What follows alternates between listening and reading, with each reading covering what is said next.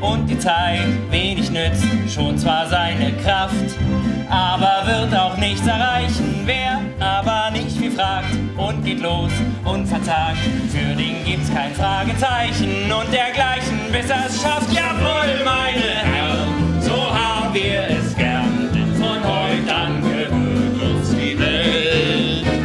Jawohl, meine Herren, die Sorgen sind fern, wir tun, was uns gefällt. Und wer uns stört, ist erst noch begreift, längst von uns schon eingeseift. Jawohl, meine Herren, darauf können Sie schwören. Jawohl, jawohl, jawohl! Ripper!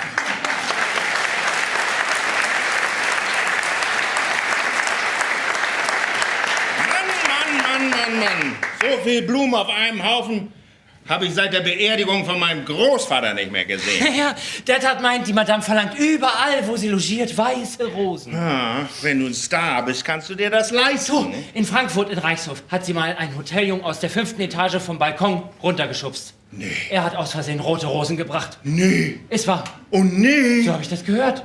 Das kann nicht angehen. Doch. Das kann wiss und wahrhaftig nicht angehen. Ich sag bloß, was ich gehört habe. Nee, das kann sie nicht gemacht haben. Du, ich habe sie mal gesehen. Bei einem Liederabend im Operettenhaus. Zusammen mit meinem Cousin. Da hatte sie so ein rotes Kleid an. Und da hat sie mir zugewinkt. Und da hat sie gesungen, meine Mama war aus Yokohama. Und alle waren sie am Johlen. Darum ist sie eine nette Frau, ja? Ah, du hältst sie wohl für überkandidelt, was? Die Frau aus Amerika? Nee. Sie kommt ja von hier. Sie ist eine von uns. Eigentlich heißt sie ja Kaya. Kaya Mackenroth. Das hat mir mein Großvater erzählt. Der war damals Steuermann auf dem Pott vom Captain. Was hat das mit dieser Madame zu tun? Mensch, Fiete, sie ist doch seine Tochter. Sie hat den Alten immer zusammen mit ihrer Freundin Anke am Kai abgeholt, als das Schiff eingelaufen ist. Oh, die beiden Derens konnte damals keiner auseinanderbringen. Haben den ganzen Hafen aufgemischt mit ihrem Gesang. Wollten ja damals schon nach Amerika rüber. Ja. Stars werden, große Stars. Und dreimal darfst du raten? Was soll ich jetzt raten? Ich sag bloß Claudia McFadden und Athena Sinclair. Claudia ist Kaya und Athena ist Anke. Zwei Hamburger Derens. Naja, heute kloppen sie sich bloß noch. Stars eben, große Stars. Kiek mal, Otto, Sie haben Flügelhaie gemacht.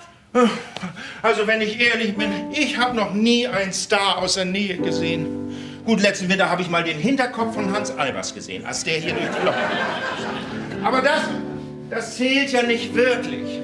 Und vor ein paar Jahren habe ich mal den Mercedes von Heinz Rühmann nach dem Parkplatz hingefahren. Aber das zählt ja noch viel weniger. Was für ein wunderbares Instrument. Ja, du warst ja auch mal im Showbusiness, nicht? Wie kommst du denn darauf? Hast du mir erzählt? Ich hab was? Hast du mir erzählt? Nee, hab ich nicht. Hast du wohl. An dem Abend, als wir alle zusammen nach dem Silbersack rübergegangen sind. Da hattest du bös viel Scotch getrunken. Und da hast du mir immer erzählt, dass du immer für so ein Mädchen Klavier gespielt hast. Hab ich gar nicht. In einem Nachtlokal auf St. Pauli. Otto?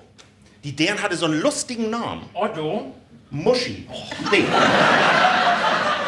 Oder Mischi. Otto! Irgendwas mit M. Otto, da bist du ganz und gar verkehrt mit. Ich war niemals im Showbusiness. Das gibt doch keine deren. Das gibt... Myrte? Ich glaube, du hast gesagt, sie hat Myrte geheißen. Naja, vielleicht war das ja auch kein Name mit M. Oh, ich gebe eines mögen. Vielleicht war das ja auch Paula oder Pamela. La Pamela, oh hey. Wo wir gerade von deren snacken, kick dir mal die Süße am Pool an, die mit dem blauen Badeanzug. Fide, ich glaube, wir sollen hier oben nicht so lange rumhängen. Unten suchen sie uns bestimmt schon. Du machst dir zu viele Sorgen, Otto. Hat sie wirklich damals einen Hoteljungen aus der 5. Etage vom Balkon geschubst? Du liebe Zeit!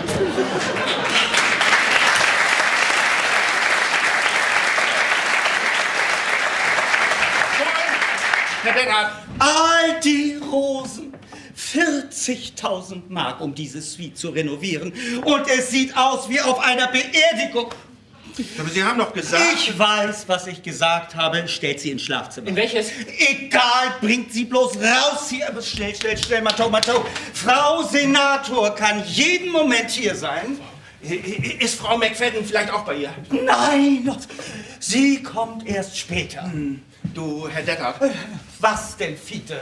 Ich bin Otto. Ich bin Fiete. Ja klar, was ist denn? Doch, ja, Otto! Darf ich Frau McFadden nach einem Autogramm fragen? Nein! Auch nicht, wenn das für meine Mutter ist. Nein! Auch nicht, wenn das für meine kranke Mutter ist. Fiete! Otto. Otto! Ja. Verschwinde! Jawohl, Chef. Jawohl, Chef, wir sind schon weg. Oh, moin, Frau Senator. Moin, Jungs.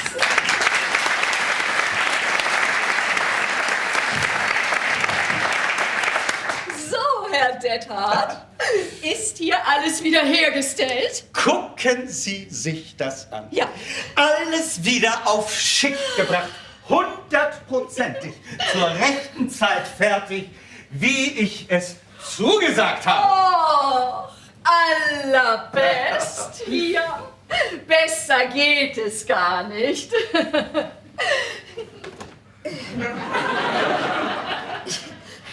Sieht sogar schmucker aus als vorher. Das sollte es ja auch. Hat ja auch eine Menge gekostet, das alles zu renovieren. Na, nun stellen Sie sich mal nicht so an.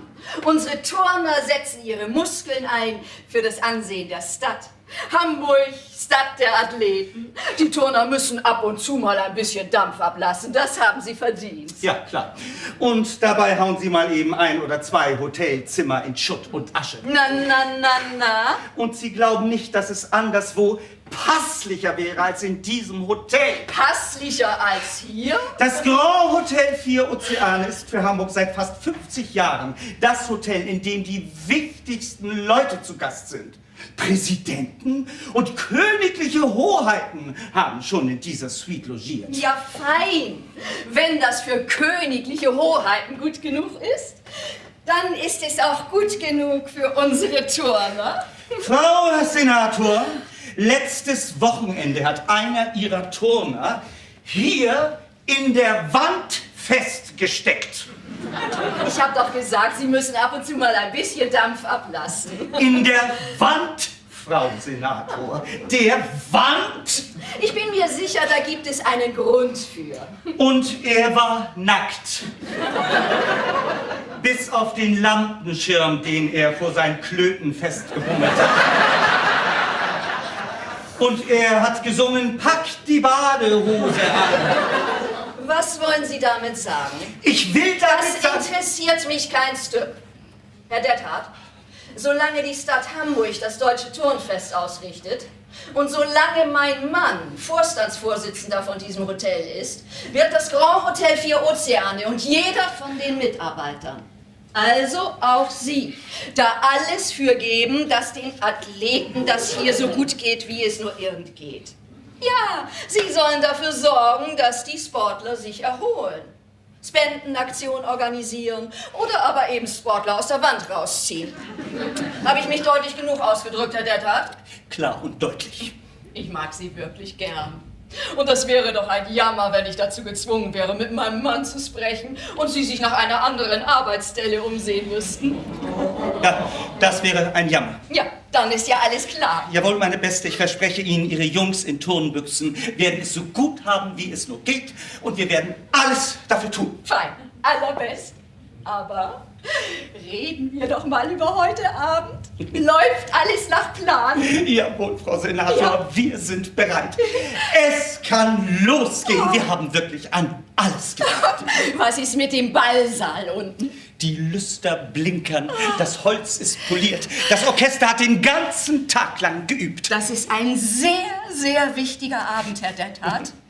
Die größte Benefizveranstaltung, die der Verein Hanseatische Bürgerin der Elbchaussee jemals auf die Beine gestellt hat. Die heutige Benefizgala wird live im Radio übertragen, von Küste zu Küste. Ach, die Augen von ganz Deutschland hören uns zu.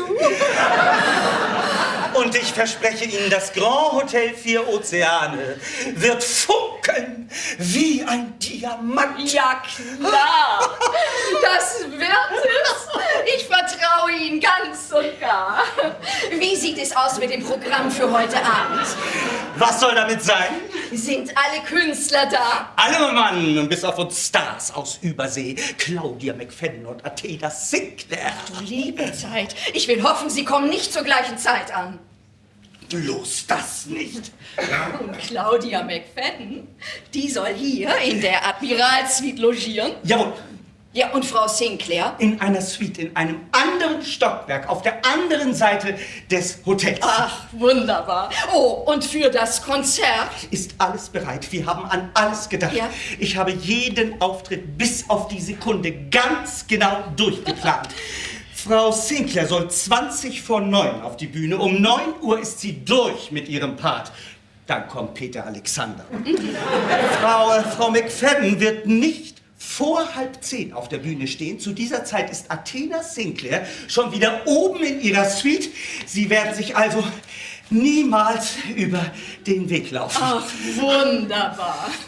Und es ist zu und zu schade, dass Claudia McFadden verlangt, keinen Moment mit Athena Sinclair auf derselben Bühne zu stehen.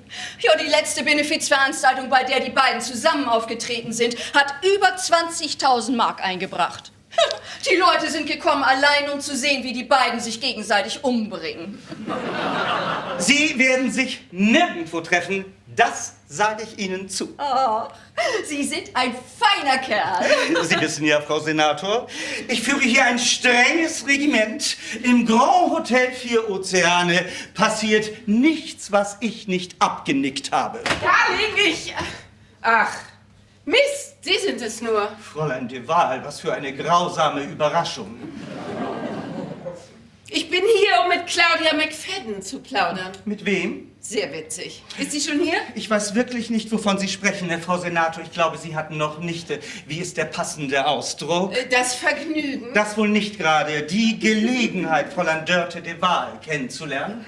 Ich fürchte, nein. Fräulein de Waal zeichnet sich dadurch aus, dass sie Kolumnen schreibt für die Hochglanzmagazine. Prominenz, Glamour. Und Glamour. Oh, ich fürchte, diese Publikationen gehören nicht zu meiner Lektüre. Da haben Sie Glück gehabt. Also, Fräulein de Waal, erlauben Sie mir, Ihnen die Türe zu weisen?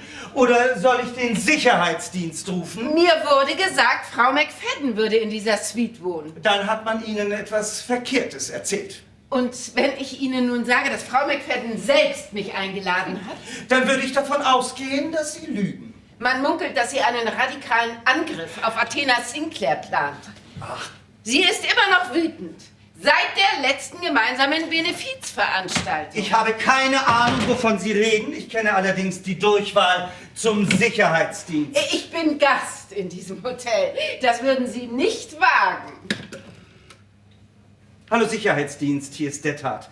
Wir haben einen Code Red in der Admiralsuite. Oh, jawohl. Ja, vielen Dank. Sie sind auf dem Weg. Ich habe Sie nie sehr gemocht. Das bricht mir das Herz. Frau Senator, es war mir ein Vergnügen, Sie kennenzulernen, aber ich muss jetzt leider gehen. Vielleicht können wir uns ein andermal zusammensetzen und plaudern? Ach, meine Liebe, das glaube ich eher nicht. Hier, nur für den Fall.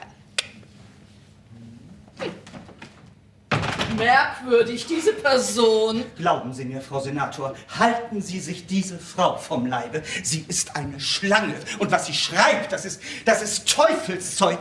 Sie lebt für den Skandal. Ein großes Spektakel. Sie können sich ja denken, dass dies nur eine der 1000 Sachen ist, um die ich mich heute kümmern muss. Wenn Sie also so freundlich Aber wären. ja, natürlich, klar doch. Ach, da wäre nur noch eine Sache, Herr der Tat. Ja, das habe ich mir schon fast gedacht. Das werden nun doch ein paar mehr Sportler dieses Wochenende. Die hanseatischen Bürgerinnen der Elbchaussee haben für die Gewinner und Teilnehmer aus allen Bereichen des Wettkampfs gebucht. Aus allen Bereichen? Ja. Ach du grüne Neune. Sie machen nur Spaß, oder? Nein, und ich habe ein paar Dutzend von Ihnen zu dem Konzert heute Abend eingeladen. Sie haben was? Ja, ich habe Ihnen ein paar Plätze in den ersten Reihen reserviert und ein paar Stuben unten in der 4. Etage. Und dann habe ich den Turnern gesagt, sie sollen sich hier im Grand Hotel 4 Ozeane fühlen wie zu Hause. Das haben Sie nicht getan. Doch, das habe ich getan. Jetzt mal ehrlich, das haben Sie nicht getan. Ganz genau das habe ich getan. Ist das nicht großartig? Ja, ich bin geradezu aus dem Häuschen. Ja. Also denn ich muss jetzt los. Ich will mir noch ein bisschen die Nase pudern, bevor das Konzert losgeht. Gott verdammt, diese Tone! Hallo, Hagenbusch, hier der Tat. Entwarnung für Code Red in der Admiralsuite. Ja, rufen Sie mich bitte sofort an.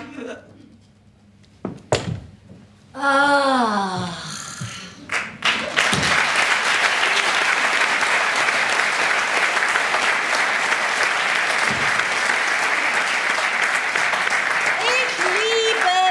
Hotel und diese Suite und diese ganze... Wer sind Sie denn? Bendix S. Dethardt, Frau McFadden. Ich bin der Generaldirektor vom Grand Hotel. 4 Ozeane, stets zu Dienst. Petersen, Ja, Frau McFadden. wo sind meine weißen Rosen? Herr Dethardt, das Hotel hat uns weiße Rosen zugesagt. Sie sind im Schlafzimmer, Frau McFadden. 4 Dutzend weiße Rosen, genauso wie Sie es angeordnet haben. Petersen, Ja, Frau McFadden. warum sind die Rosen dann im Schlafzimmer? Jawohl, Frau McFadden. In meiner Suite sollen immer weiße Rosen stehen. Weiße Rosen stehen für Friede und Freude, finden Sie nicht auch? Wenn man das so ganz Aber nur die weißen, niemals die roten. Weiße Rosen, die sind so pur. Rote Rosen, die machen mich traurig. Da muss ich immer an meinen Ex-Mann denken. Er möge in Frieden ruhen, irgendwann einmal. Petersen, Ja, Frau McFadden. wo steckt der Scheißkerl eigentlich zurzeit? Monte Carlo, das war das Letzte, was ich gehört habe. Ist immer noch zu dicht dran. Ja, nun, Frau McFadden, es ist ein großes Vergnügen für uns, Sie wieder hier zu haben. Aber natürlich ist es das. Wenn Sie noch irgendetwas brauchen sollten, sagen Sie bitte Bescheid. Hier ist der Ablaufplan für das Konzert heute Abend. Sie sind um 9:30 an der Reihe, wenn Sie noch ein bisschen üben wollen. Was ich wirklich will, guter Mann, ist was zu trinken. Gibt es in dieser Suite Gin? Ja, Gibt es Wermut? ja, Gibt es Oliven? ja. Peters? Ja, Frau McFadden. Wenn Sie also von mir nichts mehr brauchen... Oh, doch, Herr... Dethardt. Herr Dethardt. Sagen Sie mir doch mal, Athena Sinclair. Ist sie schon hier im Hotel? Nicht, dass ich wüsste, gibt es ein Problem? Nein, das wird auch kein Problem geben. Solange Sie mir diese Hexe vom Leib halten, und zwar so weit, wie es auch nur irgendwie geht. Ich verspreche Ihnen, Sie werden diese Frau niemals zu sehen kriegen. Das ist ja wunderbar. Und sollte es doch passieren, dann schwöre ich. Sie haben mein Wort, es wird nicht passieren. Allerbest. Trinken Sie denn noch einen klitzekleinen Martini mit mir? Meinen Sie das ernst? Natürlich nicht. Wenn das so ist, nein, vielen Dank auch. Wenn Sie mich jetzt entschuldigen wollen, ich muss mich um Ihre Koffer kümmern. Ich liebe dieses Hotel. Ihr Hund. Och, Meister Buddel, komm schnell her zu Mama. Komm. Meister Buddel, mein lütten Schiedbüdel, hört hoch, mein lütten Stagel. Wo geht die denn? Geht die das gut? Ja. Du willst ein bisschen Ruhe haben, oder? Petersen? Ja, Frau McFadden. Hier, Schlafzimmer. Jawohl, Frau McFadden. Oh, Gottes Willen.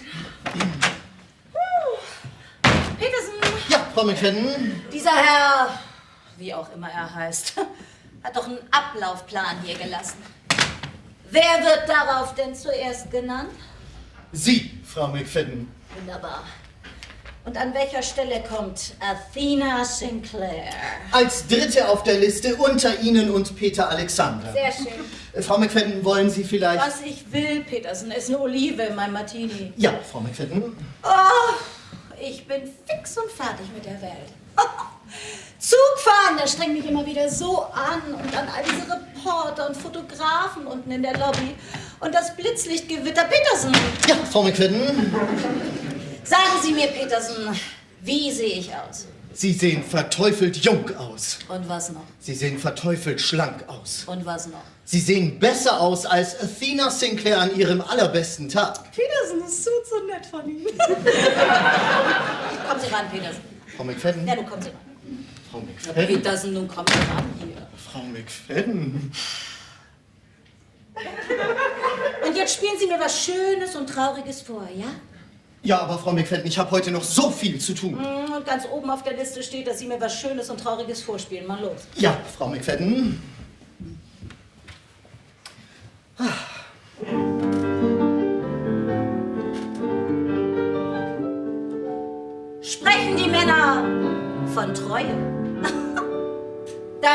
tatsächlich nur vor mich hin.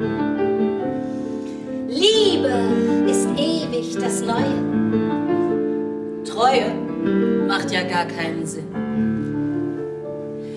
Heute schon ist mir entschwunden, was ich noch gestern besaß. Liebe macht ewige Stunden.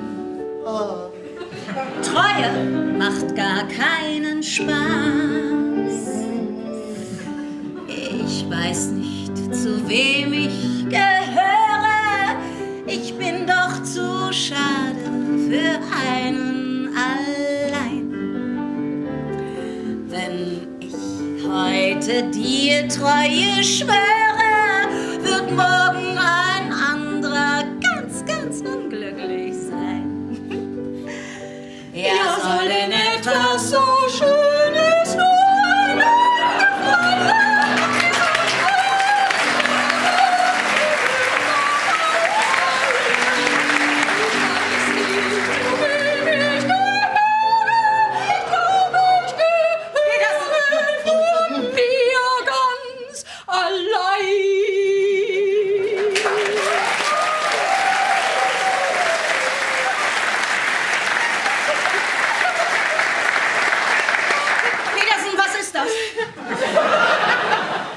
Kann ich Ihnen nicht sagen. Ich bin Frau Senator Dr. Askan Mönckeberg. Wir haben miteinander telefoniert. Haben wir das? Ja. Ich bin von dem Verein Hanseatische Bürgerin der Elbchaussee. Ah, was für ein Verein? Wir sponsern die Benefizveranstaltung heute Abend. Ah, na dann weiß ich doch, wer Sie sind. Ja, ich bin gekommen, um Sie zu begrüßen. Frau Senator, Frau McFadden freut sich sehr, Sie kennenzulernen. Sie muss sich jetzt allerdings auf Ihren Auftritt Ja, was einstimmen. kann ich für Sie tun? Wie kann ich Ihnen helfen? Zu gehen wäre ein guter Anfang. Ich muss sagen, das Singen mit Ihnen gerade eben, das hat mich so richtig aufgeruschelt. Das glaube ich sofort. Vor langer Zeit, als ich noch ein junges Mädchen war, da wollte ich auch immer so gerne auf der Bühne stehen. Oh Gott, wie schäme ich mich, das nur zuzugeben. Das sollten Sie auch. Als Mädchen hatte ich eine kurze Karriere im Chor. Aber das hat sich gelohnt. Der Chorleiter hat gesagt, ich hätte eine Stimme, die die Engel zum Weinen bringt. Ist das nicht rührend? Geht das ein... Frau Senator, Frau McFadden muss sich nun wirklich auf ihren Auftritt konzentrieren. Wenn ich irgendetwas für Sie tun kann. Dann geben wir Bescheid. Ja. Vielleicht können wir ja nach dem Konzert noch ein paar Lieder zusammen singen. Vielleicht auch nicht. Oh, wie ich das liebe, berühmte Menschen hier im Grand Hotel 4 Ozeane zu haben. Sie sind so berühmt. Nein. Nein, das meine ich nicht. Wenn Ihnen das Wort einfällt, dann lassen Sie es uns wissen. Ja, das mache ich. Ich halte Ihnen die Frau so weit weg vom Leib, wie es nur geht. Eigentlich wollte ich gerade dieses Lied heute Abend zum Finale singen, aber ohne Background-Sängerin. Oha! Oha, was? Sie wollen, dass Sie am Ende das Lied singen. Was für ein Lied? Das Lied, von dem Sie mir verboten haben, den Titel auszusprechen. Oha, das Lied.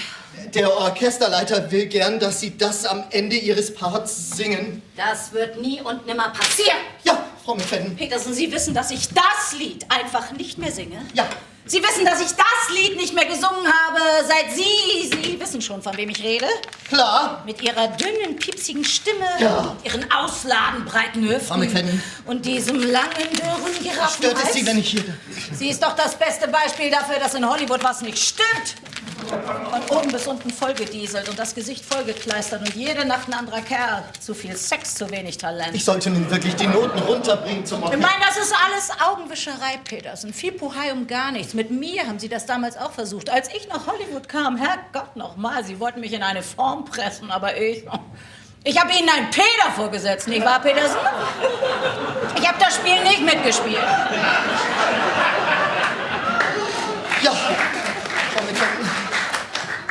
Ich meine, ich musste noch bei Louis B. Mayer vorsingen.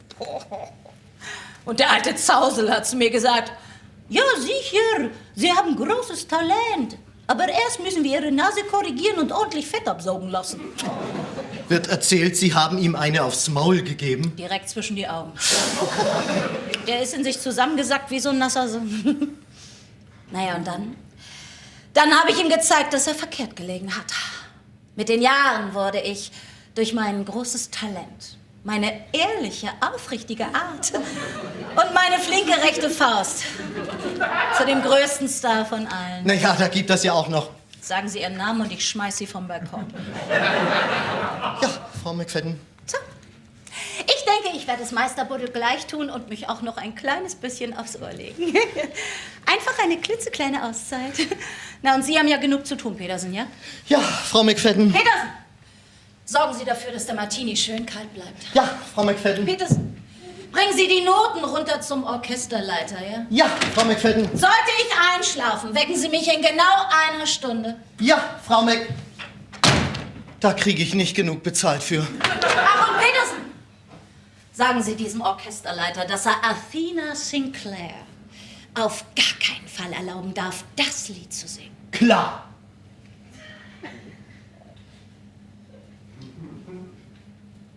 Ja, was sitzen Sie da noch rum, wie bestellt und nicht abgeholt? Mal los. Ja, Frau McFadden. Gibt es noch was, das Sie wünschen? Dass Sie in die Puschen kommen, Petersen. Jawohl, Frau McFadden. Ich liebe dies Hotel.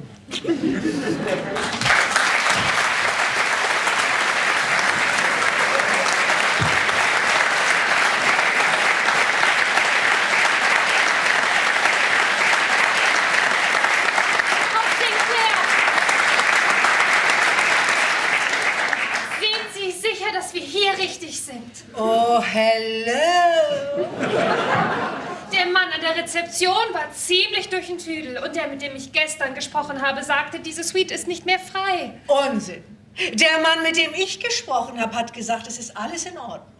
Ich habe ihm gesagt, wer ich bin und dass ich die beste Suite im Hotel haben will. Und er hat mir diese hier zugesagt. Also es ist doch alles in Ordnung. Es ist nur... Ach, Maike, nun seien Sie doch nicht so langweilig. Wir sind hier, wir haben diese Suite. Ich will da nichts mehr von hören. Ja, Frau Sinclair. Ach, was für eine wunderbare Suite. Oh. Die kann sich wirklich sehen lassen. Und was hier alles passiert ist. All diese Partys, die hier gefeiert worden sind. Oh, wie aufmerksam. Oh. Oh, Liebespaare Arm in Arm und Leib an Leib. Feurige Romanzen. Oh. Mir scheint, ich habe hier mal meine Flitterwochen verbracht. Komisch, ich kann mich gar nicht mehr daran erinnern, mit wem das war.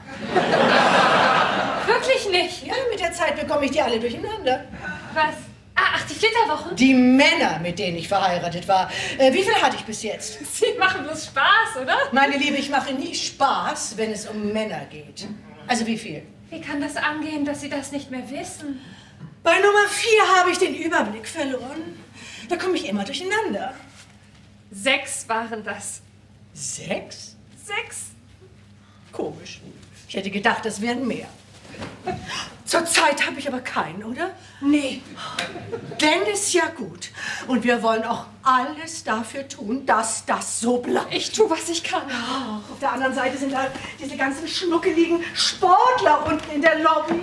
Oh, in engen weißen Trainingsbüchsen. Frau Sinclair! Die sich um ihre strammen, runden Hintern schmiegen. Frau Sinclair! Was?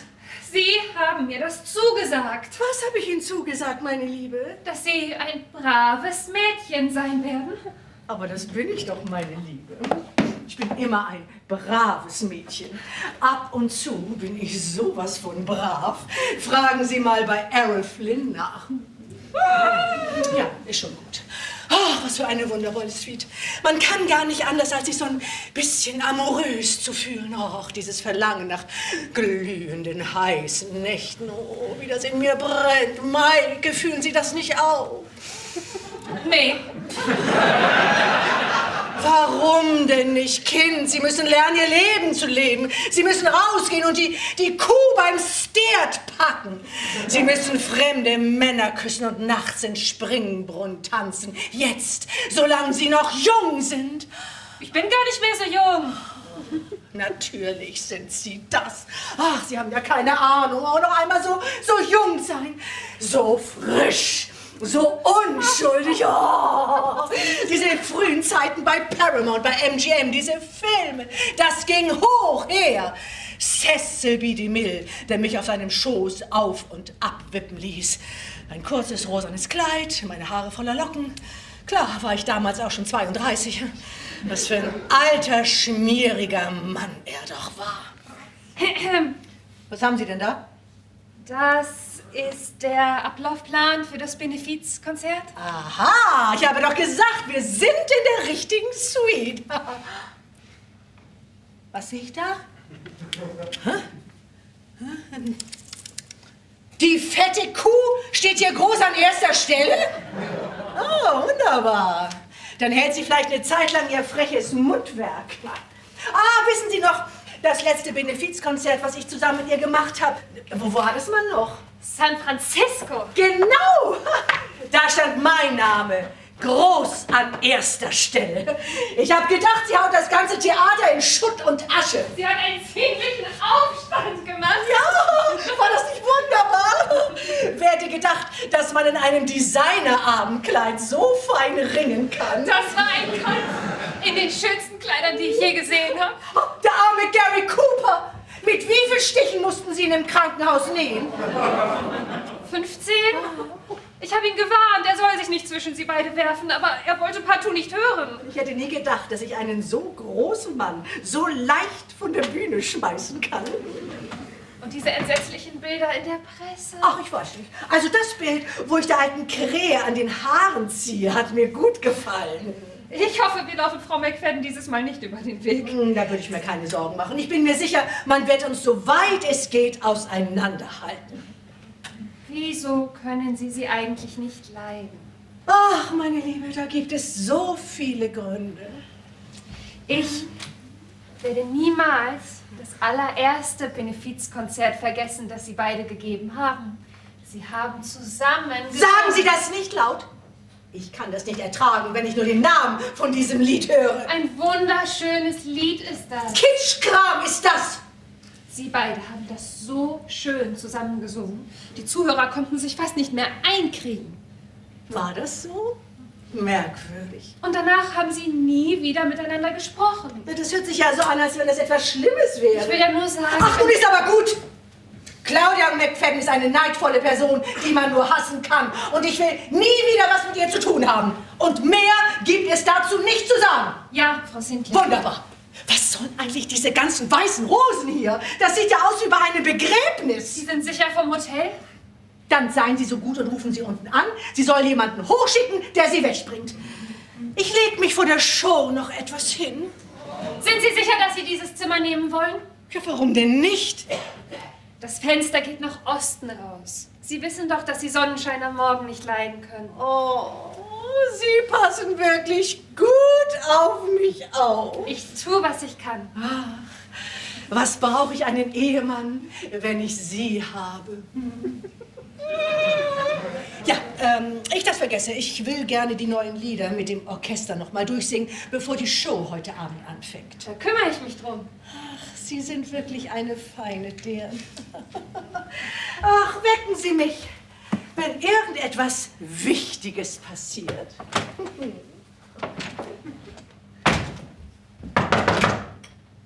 Die Koffer sind da.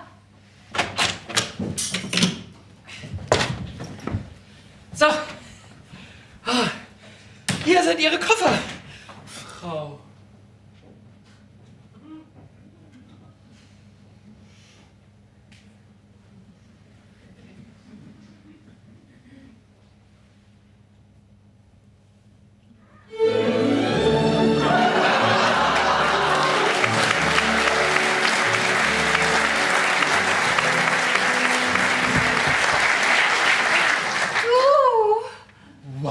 Boy.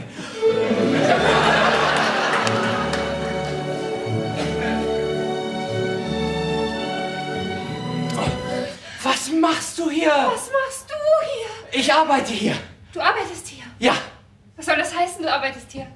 Naja, genauso wie ich sage. Ich arbeite hier. Ich hab gedacht, du bist zur Fremdenlegion gegangen. Oh, das, Maike, Das hast ich du bin mir zur Fremdenlegion zumindest gegangen. Ich habe erzählt. das versucht. Ich meine, Was? sie wollten mich nicht haben. Was? Im Ausbildungslager hat mir ein Typ, der neben mir stand, in der ersten Woche aus Versehen in meinen Lüttenzeh von meinem linken Fuß geschossen. Ach du liebe Zeit. Ja, war nicht so schlimm. Also zuerst habe ich ziemlich doll gehumpelt, aber jetzt ist das viel besser. Willst du mal sehen? Nee, danke. Naja, und dann wollten sie mich nicht mehr haben. Sieht so aus, als wenn die Legion einen bloß will, wenn man 10 Zehen hat. Das kann ich verstehen. Das kannst du verstehen? Ja, das kann ich. Oh! All die Monate! Kein Brief! Keine Nachricht! Bei dem, was ich zu wissen bekommen habe, hättest du auch tot sein können! Wenn ich daran denke, dass du dich die ganze Zeit hier in Hamburg versteckt hast! Ich habe mich doch nicht versteckt. Oh, Maike! Warum hast du nicht angerufen? Warum hast du nicht geschrieben? Na, das wäre... Was? Du warst doch dabei, ein großer Star zu werden. Was? Du hast gesagt, das wäre okay, wenn ich gehe. Du hast gesagt, das wäre sogar besser so. Dann hast du Zeit, an deinem Soloprogramm zu arbeiten und ein großer Star zu werden, wozu du bestimmt bist. Ich wollte dir nicht im Weg stehen. Das habe ich doch nur gesagt, damit du dich nicht schuldig fühlst, wenn du mich verlässt. Ist das wahr? Oh, hör auf damit! Wenn ich an all die Nächte denke, die ich damit zugebracht habe, mich in den Schlaf zu weinen. Vor Kummer und Sorge um dich. Alles für nichts. Oh, du hast geweint. Klar, hab ich geweint, du Dösbadel. Ich hab gedacht, du bist tot. Tut mir leid, es tut mir leid. Das sollte es auch. Und Maike, was ist nun aus deinen Plänen geworden? Bist du kein großer Star geworden? Nee. Ich bin die Sekretärin von einem großen Star, Oh. was nicht dasselbe ist. Ja, hallo, Page, hier die Koffer. Das tut mir leid. Ist schon gut. Ich wollte sowieso nie wirklich ein großer Star werden. Nicht? Aber Maike, du warst so... Ich habe gesehen, wie diese Menschen leben. In einer Tour ist die Presse hinter ihnen her. Alles, was ich immer wollte, war, einen netten Kerl zu heiraten, der ein anständiges Leben führt. Wirklich? Wirklich?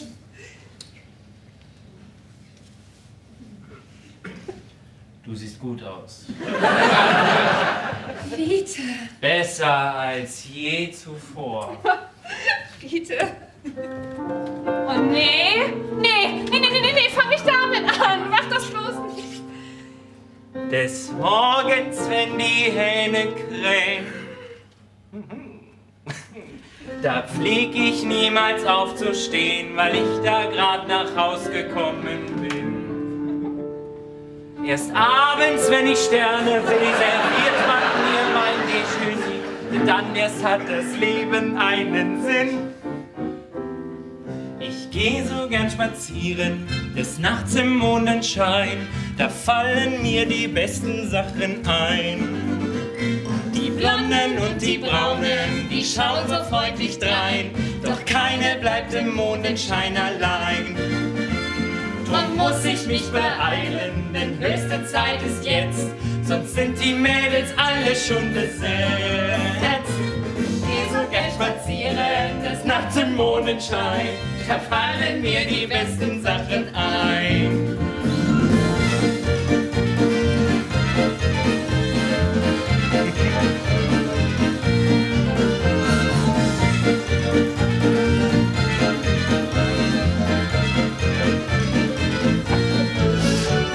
Bei Tag sind alle Mädels stumm, genieren sich vor dem Publikum. Da sind sie alle schrecklich diffizil. Doch abends, wenn der Mond sich zeigt, da zeigen wir uns mehr geneigt und haben für die Männer mehr Gefühl. Ich geh so gern spazieren, des Nachts im Mondenschein, da fallen mir die besten Sachen ein. Die Blonden und die Braunen, die schauen so freundlich drein, doch keine bleibt im Mondenschein allein. Drum muss ich mich beeilen, denn höchste Zeit ist jetzt, sonst sind die Mädels alle schon besetzt. Ich geh so gern spazieren, des Nachts im Mondenschein, da fallen mir die besten Sachen ein. Da fallen mir die besten Sachen ein.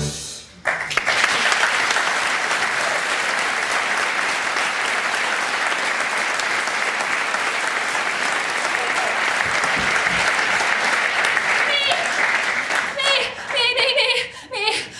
Das ist nun ein für alle Mal Schluss mit. Niemand muss nett zu mir sein. Ich werde nicht zulassen, dass du nett zu mir bist. Was? Ich will sowas wie: Du siehst gut aus, nicht hören. Boah, aber du siehst gut aus. Du solltest nun gehen. Maike, Weißt du, ich habe keine Zeit für dich. Ich kann einfach nicht. Ich habe heute einen entsetzlich vollen Tag und keine Zeit, mir von dir anzuhören, ich sehe gut aus. Ich muss den Ablaufplan durchgehen, Noten wegbringen und so weiter. Und das sind nicht unsere Koffer. was? Das sind nicht unsere Koffer. Nicht? Nee, Bist du sicher? Herr Dettert hat gesagt, ich soll die Koffer direkt morgen in die Admiralsuite bringen. aber das sind nicht unsere Koffer, da bin ich mir sicher. Also gut, dann gehe ich noch mal runter und hol die richtigen. Fein. Gut. Und kannst du bitte alle diese Rosen mitnehmen? Was? Die Rosen, kannst du die bitte mitnehmen? Ich habe gedacht, sie will die haben. Nee. Sag deinem Chef, das ist lieb gemeint. Aber besser, du nimmst sie wieder mit. Also gut. Sonst noch was? Nee.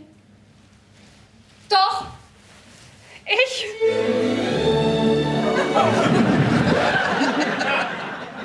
Sie will noch ein paar Lieder mit dem Orchester durchsingen. Wem muss ich dafür Bescheid sagen? Ich glaube, Herrn Dettert, dem Generaldirektor. Ich kann ihn fragen, ob er hochkommt. Vielen Dank. Also gut, dann gehe ich nun mal. Alles klar. Bevor ich gehe.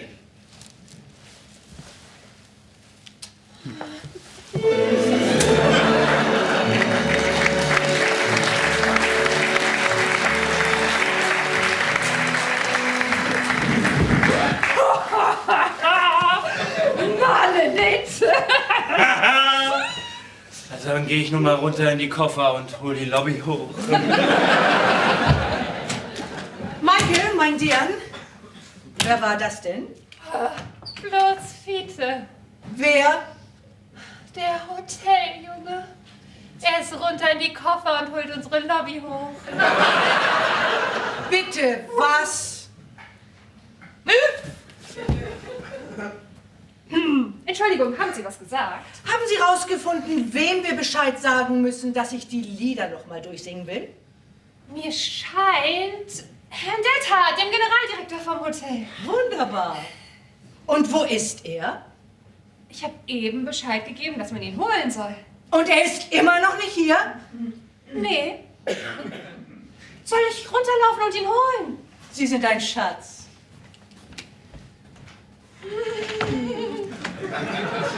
So, dann will ich mal. Wo hab ich denn? Ah, da ist er ja. Der Wind hat mir ein Lied erzählt.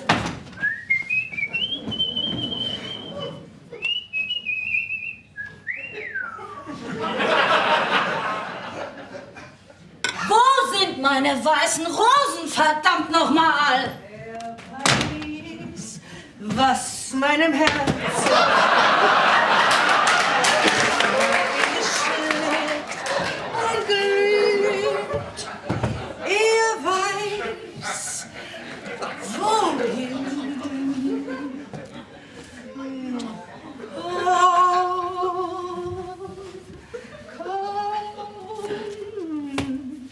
Der Wind hat mir ein Lied erzählt von einem Herzen, das mir fehlt. Der Wind. Ach, Claudia, Darling, wo verstecken Sie sie? Athena Sinclair! Oh, Haltet die Druckerpressen an! wo ist sie?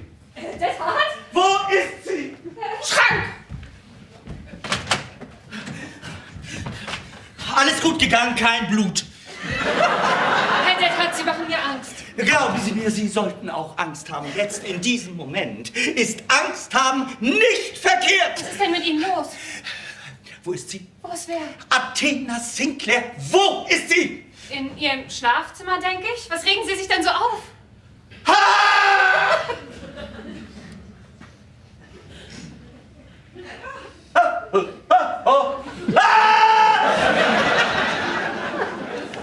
Wieso stehen hier überall Bilder von ihr herum? Das mag sie gerne. Das ist so schön gemütlich. Da fühlt sie sich gleich zu Hause. Was stimmt denn nicht mit Ihnen? Wer war das? Das war Claudia McFadden. Claudia McFadden. Claudia McFadden. Die Claudia McFadden. Die einzig wahre Claudia McFadden. Sie ist in dieser Suite? Sie ist in dieser Suite. Claudia McFadden ist in dieser Suite? Fein, Sie haben es kapiert. Zusammen mit Athena Sinclair? Ja, dann gute Nacht, Marie. Was macht denn Frau Sinclair auch hier? Warum gehen Sie nicht rein und fragen Sie selbst? Herr Deltat, das ist hoffentlich eine vermaledeite Situation. Ach, meinen Sie? Du liebe Zeit, sinnig, Deltat, sinnig. Bloß nicht den Kopf verlieren. Ich verliere nicht den Kopf. Ich habe nicht mit Ihnen gesprochen. Was machen wir denn nun? Sie müssen da reingehen und sicherstellen, dass Sie nicht rauskommen. Unter keinen Umständen. Wie soll ich das denn machen? Weiß ich nicht. Ist mir auch egal. Binden Sie sie ans Bett fest, wenn es nötig ist. Tun Sie einfach alles, damit sie da drin bleibt. Und ich sehe zu, dass ich mit der anderen klarkomme. Und wenn ich das nicht schaffe? Dann denken Sie daran, was passiert, wenn Sie es nicht schaffen. Ich binde sie am Bett fest. Sinnig, der Tat. Sinnig.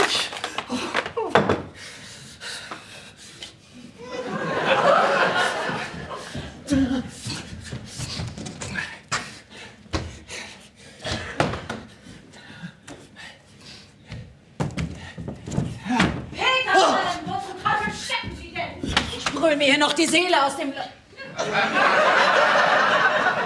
Was machen Sie denn wieder hier? Ich bin hier. Wo sind meine weißen Rosen, verdammt nochmal? Ja, darum bin ich hier. Ich habe gesehen, dass die Rosen schon ein bisschen den Kopf hängen lassen. Also habe ich sie zum Blumenhändler bringen lassen. Sie sollen sie gegen frische austauschen. Das ist er sicher auch schon. Ah, moin, Herr Deltat. Moin, Fide. Otto. Ja, wie auch immer.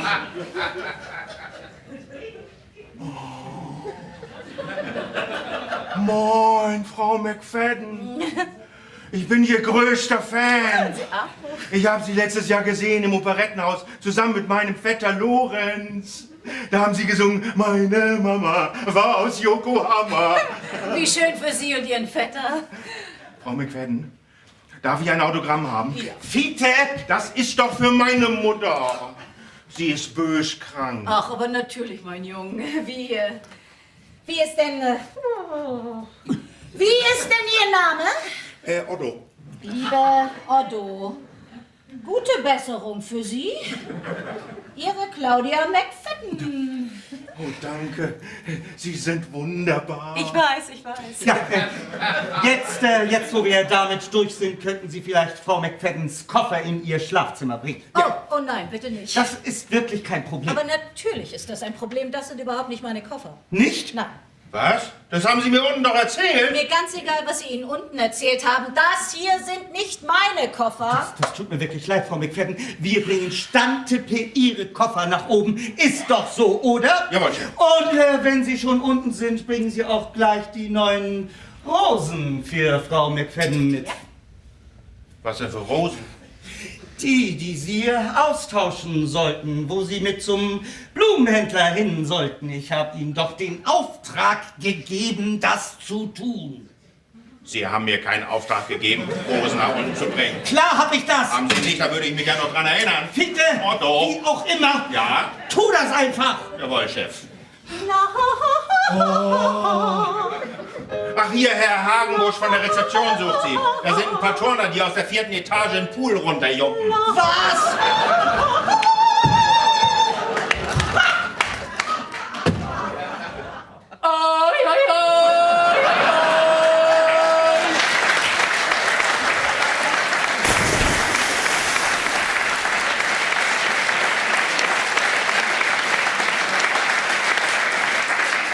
Ja, das war einer von Frau Senator Mönckeberg hier vor der Tür. Gott verdorri, es geht schon los. Sie bringen das schon im Radio. Live-Bericht aus der Lobby. Ja, Frau McFadden, tut mir wirklich leid wegen der Maleschen und dem Malheur mit den Koffern und den Rosen. Heute haben wir einfach ein kleines Durcheinander. Wo wir gerade von klein reden, haben Sie meinen Sekretär gesehen? Ja, er ist unten und geht mit dem Orchesterleiter Ihre Musik durch. Also wenn Sie ihn sehen, sagen Sie ihm bitte, dass ich unbedingt mit ihm sprechen muss. Aber gern. Kann ich sonst noch irgendwas für Sie tun? Ich glaube nicht. Na dann, sausen Sie ab. Was? Würden Sie, ich meine, könnte ich meine... Herr, wie auch immer Sie heißen, ich habe in ein paar Stunden ein großes Konzert. Bitte, sagen Sie, was Sie zu sagen haben. Könnte ich noch einen kleinen Moment hier bleiben? Hier bei mir? Ja, Nein. nicht mal für eine Minute. Nicht mal für eine Sekunde. Also gut, dann gehe ich jetzt. Ja, bitte.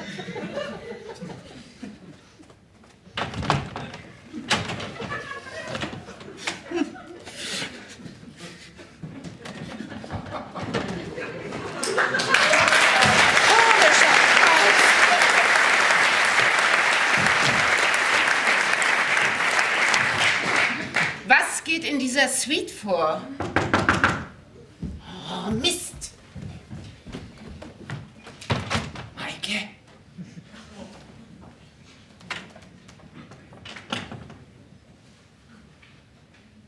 Maike? Was zum Teufel machen Sie denn hier?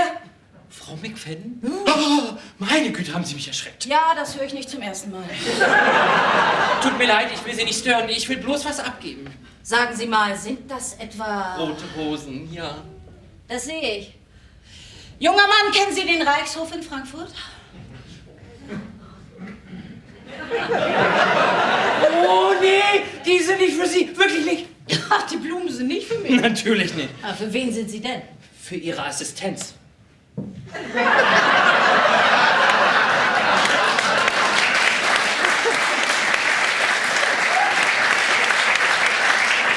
Bitte was?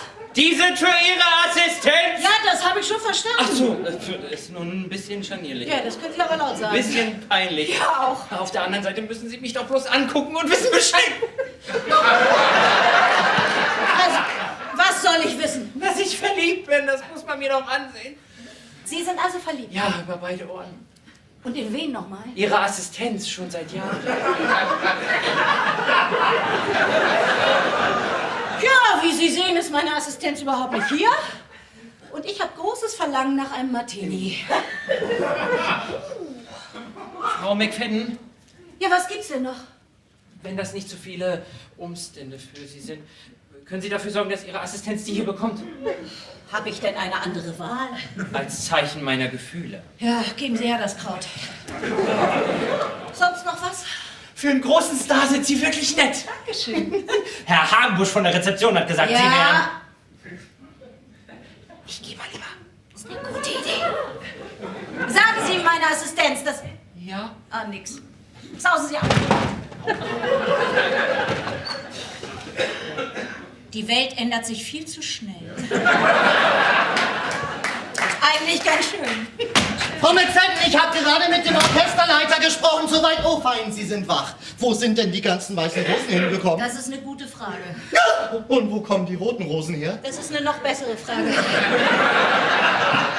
Aber Sie können rote Rosen doch nicht ausstehen. So ist das. Wieso sind die dann hier? Oh, die hat jemand hier abgegeben. Jemand hat Ihnen rote Rosen geschickt? Na, nun wird das Ganze interessant. Diese Rosen sind nicht für mich. Nicht für Sie? Nein. Für wen denn? Die sind für Sie. Für mich? Ja. Jemand hat mir rote Rosen geschickt? Und sie persönlich hier abgegeben. Wer war das? Ihr Page. Mein was? Ihr Page! Ich habe einen Pagen? Ja, das scheint fast so. Ich bin verwirrt. Das scheint fast so. Frau McFadden? Hören Sie auf damit. Ja, ich will die Details aus Ihrem Privatleben überhaupt nicht wissen. Laufen Sie runter, holen Sie mir eine Aspirin. Haben Sie Kopfschmerzen? Ich nicht, aber Meister Buddel. Ah. Und dann fragen Sie nach, wo meine weißen Rosen abgeblieben sind. Verdammt nochmal! Ja, Frau McFadden. Ich habe einen Pagen. Oh, Herr Petersen, Gut, dass Sie da sind. Ich habe Sie schon gesucht. Ich habe eine Menge zu tun, Herr Dethardt. Ich habe keine Zeit. Sie sollten sich lieber die Zeit nehmen. Und Sie sollten lieber dafür sorgen, Herr Dethardt, dass diese Suite mit weißen Rosen ausstaffiert ist, wenn ich zurück bin. Also dann, ich muss weitermachen. Schönen guten Tag noch. Frau Sinclair, wir sollten hochnötig den Ablaufplan nochmal durchgehen. Warum müssen wir denn noch mal durchgehen? Was ist denn bloß mit Ihnen los? Nichts ist los mit mir. Ich finde, so wichtige Sachen muss man immer noch mal durchgehen. Doppelt und dreifach und vierfach und... Pappelapapp, mein Kind.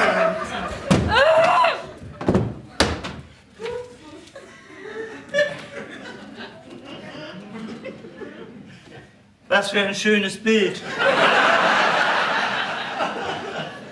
Ganz und gar Sie. Wer zum Teufel sind Sie denn? Oh, Frau Sinclair. Bendix S. Dethardt, Frau Sinclair. Ich bin der Generaldirektor vom Grand Hotel 4 Ozeane. Stets zu Diensten. Oh, schon wieder Rosen. Seien Sie so freundlich und kümmern Sie sich darum. Klar.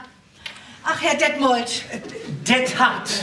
Sie sind genau der Mann, den ich sehen wollte. Mit wem muss ich reden, dass ich noch mal die neuen Lieder durchsingen will? Oh, das arrangiere ich gerne für Sie. Wunderbar. Wann ist denn die... Warum nicht jetzt gleich? Bitte was? Das Orchester ist gerade unten. Ja, eine großartige Idee. Wir marschieren Stadtdepé runter und Sie singen die Lieder durch. Was haben Sie das denn so eilig? Eilig? Wieso eilig? Ich hab's doch nicht eilig. Ich dachte bloß... Ich bin gerade erst angekommen. Ich will das Sinn nicht angehen, mich erst ein bisschen ausruhen. Ich renn doch nun nicht runter und singe die neuen Lieder durch. Nicht jetzt. Jawohl, wie werte Frau klar. Das ist bloß...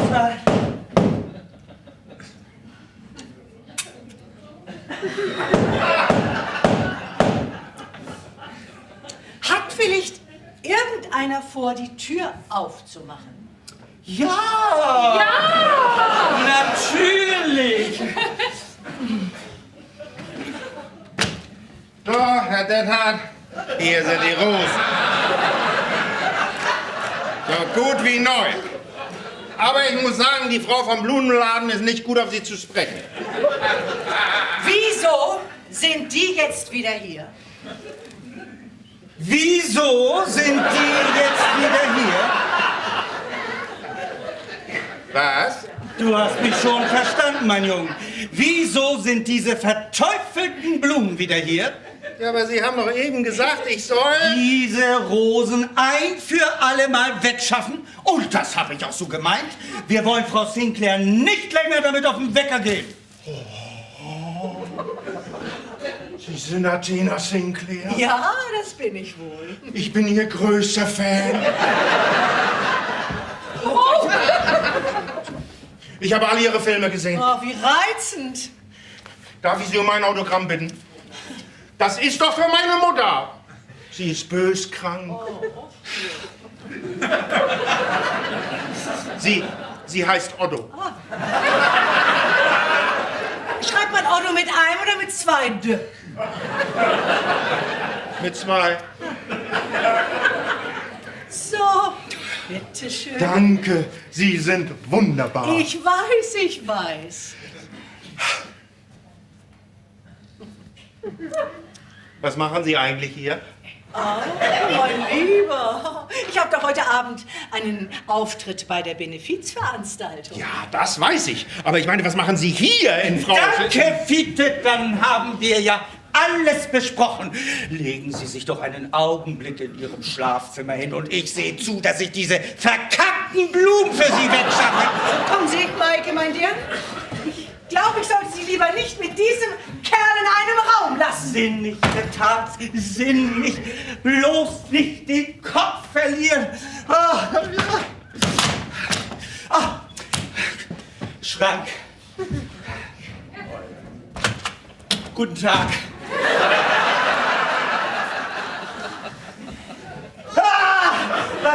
Was machen Sie da drin? Na, mich vor Ihnen verstecken.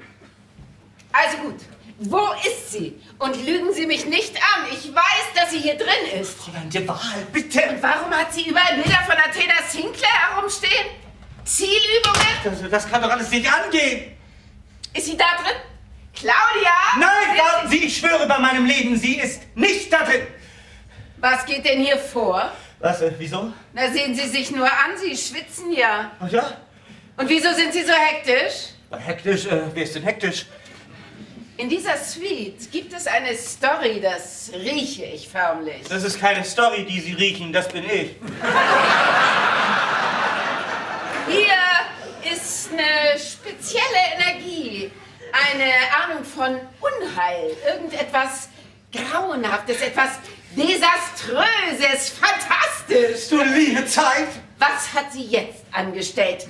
Hat sie noch einen Pagen vom Balkon geschmissen? Fräulein de Waal! Natürlich wäre es bei einigen Turnern, die von dem Balkon springen, etwas schwierig, einen mehr überhaupt wahrzunehmen. Ich rufe den Sicherheitsdienst. Nur zu? Rufen Sie. Ich brauche nur ein paar Minuten, um Hallo zu sagen. Wenn Sie diese Türe öffnen, wird etwas Furchtbares passieren. Zum Beispiel? Herrgott nochmal, Sie sind ja immer noch hier. Ich habe gerade die Blumen weggebracht. Fein. Dann machen Sie mal dasselbe mit sich selbst. Ja, ich bin gerade dabei zu gehen. Wunderbar. Ich sehe aber nicht, dass Sie sich wegbewegen. Ja, das ist bloß... Frau Sinclair, ich habe noch eine Frage zu dem Ablaufplan. Ich bin ein bisschen durcheinander wegen einer Sache. Aber nicht so durcheinander wie ich.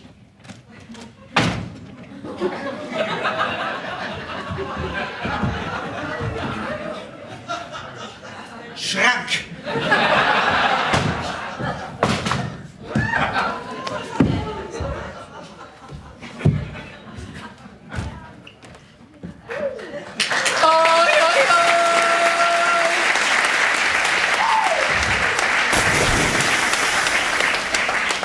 Ich finde die Turne eigentlich gar nicht mehr so schlimm. Herr Detrat! Ach, da sind Sie ja.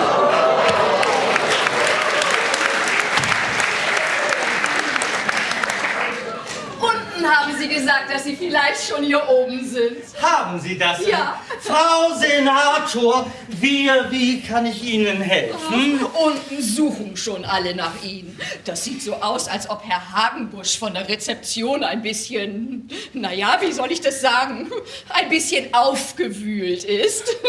Der Festakt ist schon angefangen, unter uns gesagt. Mir scheint, es läuft allerbest.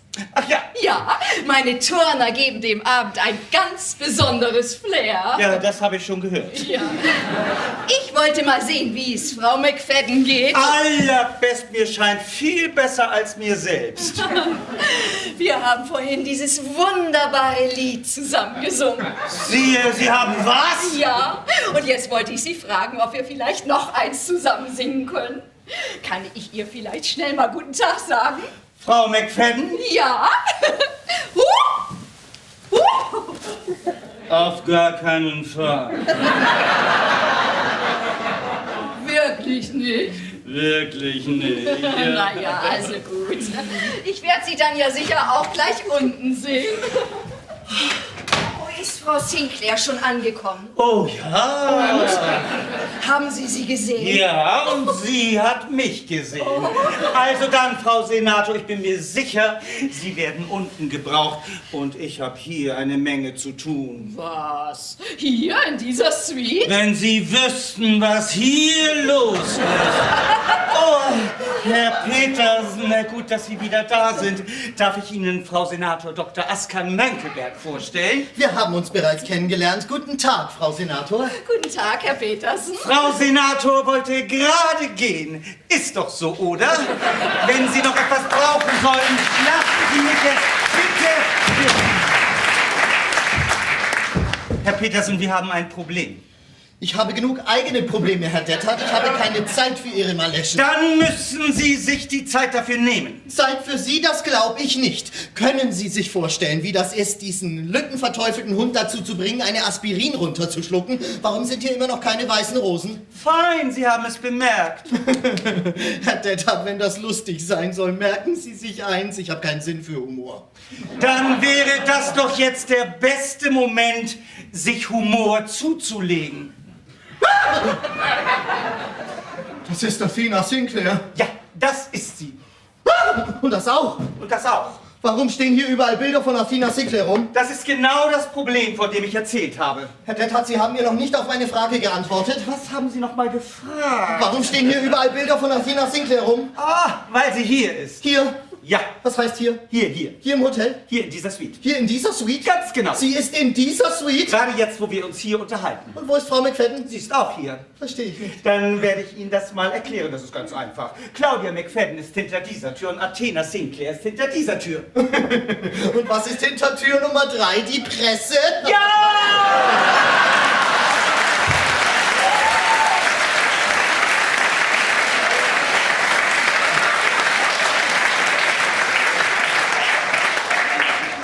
Dafür haben wir jetzt keine Zeit. Ich spring vom Balkon runter. Genau das werde ich jetzt tun. Herr Petersen, Sie springen nicht vom Balkon runter. Nein. Nein, Sie tun das, was ich Ihnen sage. Sie gehen jetzt da rein und sorgen dafür, dass sie nicht rauskommt. Auf gar keinen Fall. Sind Sie verrückt geworden? Wenn Claudia McFadden aus einem Zimmer rausgehen will, versucht man nicht, sie davon abzuhalten.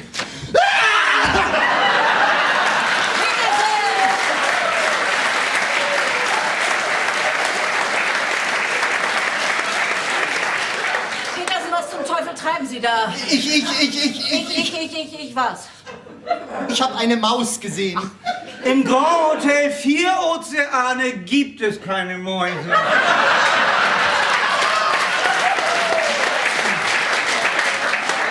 Warum bin ich nochmal hier reingekommen? Ich habe Meister Buddel Aspirin mitgebracht. Ach, der braucht kein Aspirin mehr. Nein? Ich habe ihm Gin gegeben. Ah. Jetzt muss er Gassi gehen. Klar muss er jetzt Gassi. Und ich brauche hochnötig 1, 2 Martinis. Ja, Frau McFadden. Moment mal. Was ist hier los? Was meinen Sie? Wo sind meine weißen Rosen, verdammt nochmal? Oh ja, die, ja klar, die sind hier im... Die sind im Schrank? Na, natürlich nicht. Wieso? Reden Sie doch keinen Unsinn. Wieso sollten die denn im Schrank sein? Wo sind sie denn? Draußen am Pool. Was? Man müsste... Ja, ich hab gedacht, Sie brauchen mal frische Luft. Ist doch so, oder Petersen? Klavier spielen können. Aber keine Angst, ich lasse Sie sofort wieder hochbringen. Und dann gehen Sie endlich? Wenn Sie es wünschen. Ja, genau das wünsche ich mir von Ihnen. Ja, ich bin schon so gut wie weg. Petersen? Ja, Frau McFadden. Gassi? Jawohl, Frau McFadden.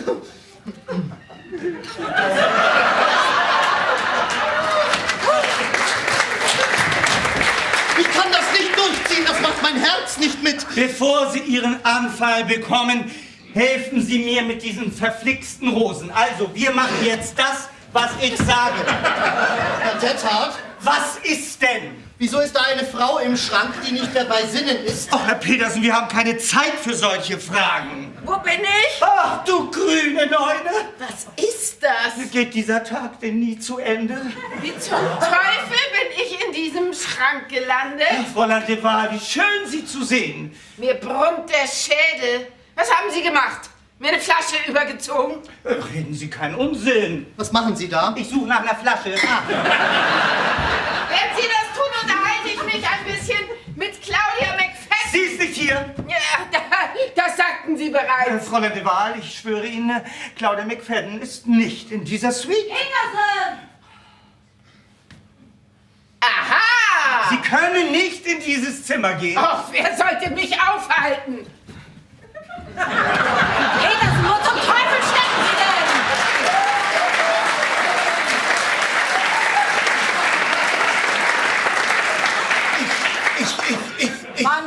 Mann, Sie sollten wirklich mal was gegen das Stottern tun. Ja, Frau McFadden. Und Sie sind ja auch immer noch hier, das überrascht mich. Ihre weißen Rosen. Wunderbar, nun sausen Sie ab. Gibt es sonst noch was Sie wünschen, Frau McFadden? Eine Kanne voll mit Martini. Hier. Und was Sie angeht, Ja, ich bin schon weg. wenn es mal bloß so weit wäre.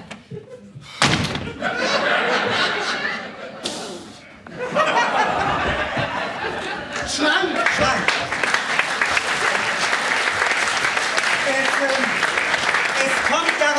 Es kommt darauf an, nicht den Kopf zu verlieren, Herr Petersen, immer sinnig. Solange man nicht den Kopf verliert, gibt es nichts, rein gar nichts, womit man nicht zurechtkommt. Da bin ich wieder. Sie haben gesagt, ich soll Bescheid sagen, wenn ich irgendetwas brauche. Und Sie haben gedacht, ich meine es ernst. Ich bin es eigentlich gar nicht, die etwas braucht, aber meine Jungs. Was ist mit Ihren Jungs? Oh, ein paar von den Turnern, die wollen gern so eine ganz besondere Aktion machen.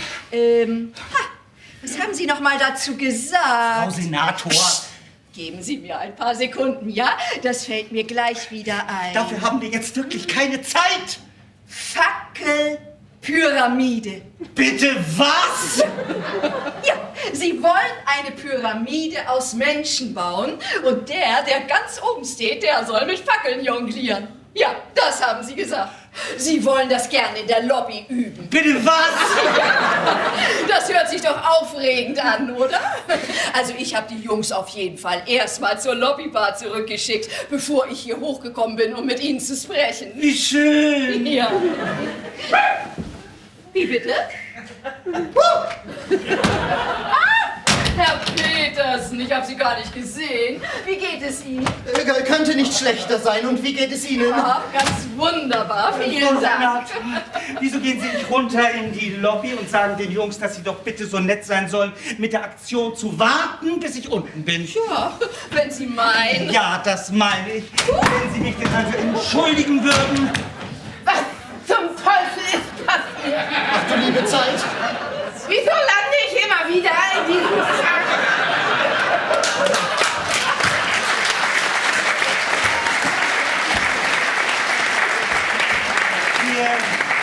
Sie haben eine Tür vor den Dötz gekriegt. Die Tür ins Gesicht. Ich hab was? Sie haben eine Tür vor den Dötz gekriegt. Ich habe einen Fondue gekriegt. Dötz? Zweimal. Dötz. Ich fürchte ja. War das Claudia? Ist sie auf einem ihrer Amokläufe? Ja. Ich meine ja. nein. Ich meine ja. Ja, was denn nun? Ja oder nein? Ja, sie ist ganz und gar durchgedreht. Sie ist gerade aus dieser Suite gelaufen. Ist sie das? Ja, das ist sie. Wo ist sie denn hingelaufen? Wo ist sie denn hingelaufen? Runter in die Lobby. Runter in die Lobby. Hä, was hat sie denn in der Lobby vor? Was hat sie denn in der Lobby vor? Athena Finkler. Athena.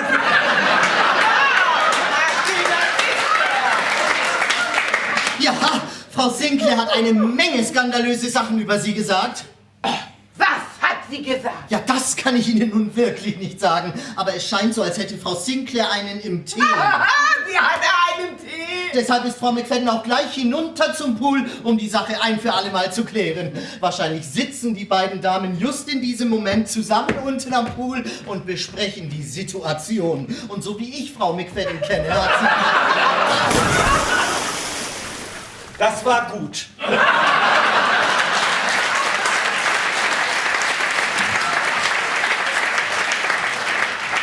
Mit der Zeit habe ich gelernt, wie man mit der Presse umgehen muss. Allerbest. Geben Sie mir den Hund, ich sorge dafür, dass er Gassi geht und Sie kümmern sich um Sie und den Martini. Ja, aber... Nichts aber für aber haben wir keine Zeit. Passen Sie einfach bloß auf, dass sie nicht aus Ihrem Schlafzimmer geht. Ja, aber irgendwann muss sie aus ihrem Schlafzimmer kommen. Ich meine, sie muss auf die Bühne. Ja, Ganz genau. ich weiß, das ist mein Part. Sie sorgen dafür, dass sie da drin bleiben.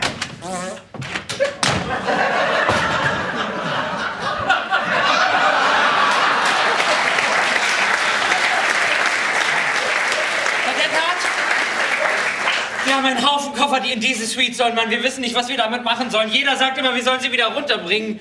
Oh, und im Auftrag von Herrn Hagenbusch soll ich Ihnen sagen, dass der Orchesterleiter aufs Klo gegangen ist und nicht mehr wiedergekommen ist. Oh, und dann ist da noch ein Feuer in der Lobby. Bitte was? Ja, sieht so aus, als wenn ein paar von Frau Senators Tonern die Lobby angefackelt haben. Ach du grüne Neune. Machen Sie sich keinen Kopf, das ist bloß ein kleines Feuer. Nicht so wie draußen am Pool. Am Pool brennt es auch. An mehreren Stellen, ne? Ach du liebe Zeit. Der Mann im Radio hat gesagt, das ist wie bei dem Fall in Rom, das große Feuer. Und trotzdem ist das nichts gegen das, was sich hier in diesem Raum abspielen wird. Ein großes Malheur! Was meinen Sie damit? Claudia McFadden und Athena Sinclair glauben beide, dass sie hier in dieser Suite wohnen. Und das soll ein großes Malheur sein? Nein! Nein! Die Wasserstoffbombe ist ein großes Malheur, aber das hier ist noch viel schlimmer! Jetzt hört mir zu, ich erkläre euch das ganz genau. Ich will in diesem Zimmer keinen einzigen Koffer haben. Aber wenn wir herausgefunden haben, wer von den beiden diese Suite bekommt, dann lassen wir die Koffer von derjenigen reinbringen. Und dann will ich, dass alles, was auch nur ein bisschen so aussieht wie weiße Rosen, hier wegkommt. Dasselbe gilt für alle Bilder von Athena Sinclair. Macht das alles schnell und leise. Und was auch immer ihr tut, bleibt weg von den Schlafzimmern. So, und einer von euch bringt bitte diesen vermaledeiten Hund raus und geht mit ihm Gassi. Ich werde jetzt runtergehen und mich um das Feuer kümmern und um all die Katastrophen, die wahrscheinlich noch so passieren werden. Wenn ich zurückkomme, dann ist alles erledigt. Habe ich mich klar und deutlich ausgedrückt? Jawohl, Chef. Und denkt dran, schnell und leise. Herr Dethardt, Was ist denn jetzt noch? haben Sie vielleicht Maike gesehen? Wen? Frau McFaddens Assistentin. Ich habe gedacht, der Name wäre Petersen. Nee, Maike. Petersen? Maike. Nee, Petersen. Maike. Ich habe keine Zeit für so etwas. Habt ihr überhaupt kapiert, was ihr tun sollt? Sie können sich auf uns verlassen. Gottsverdorri.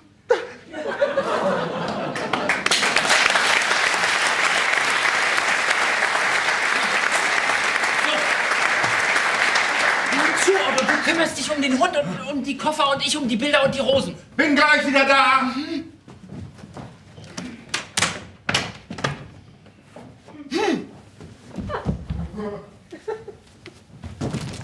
So.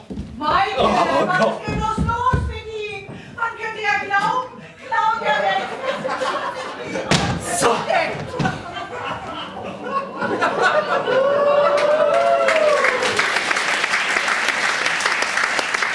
Oh, hallo. Du bist genau das, was mir der Doktor verschrieben hat.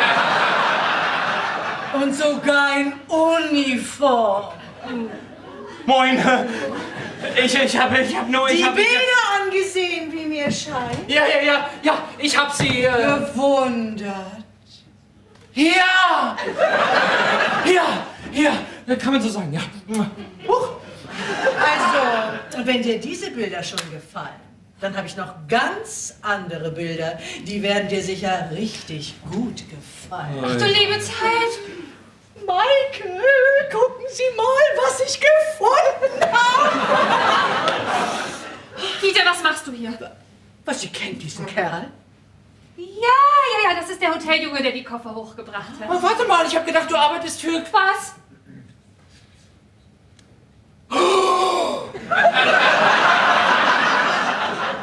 Nicht so wichtig.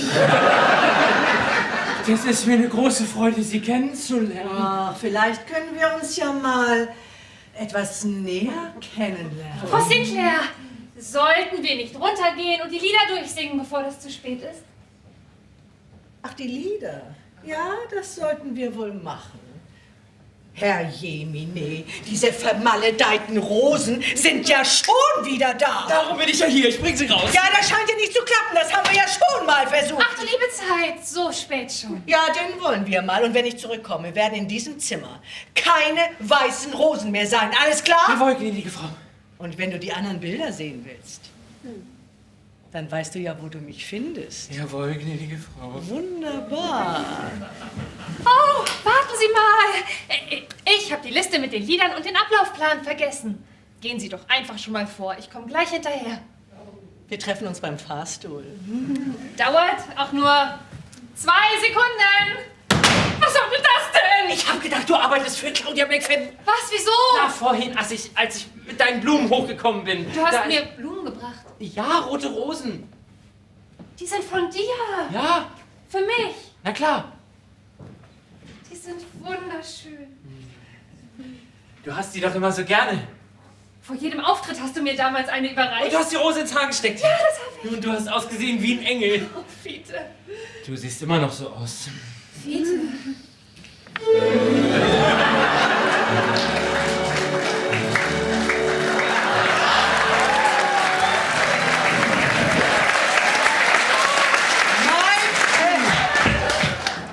Maike, meine Liebe, als ich vorhin gesagt habe, Sie sollen losziehen und fremde Männer küssen, habe ich nicht gemeint, Sie sollen heute Nachmittag damit anfangen. Oh, Frau Sinclair, ich weiß auch nicht, ich hab den Kopf verloren. Er weiß einfach, was er tun muss. Er sagt mir, wie hübsch ich bin und lächelt mich so süß an und mir läuft der Schweiß runter und meine Knie werden ganz weich und auf einmal kriege ich so ein feuriges Verlangen.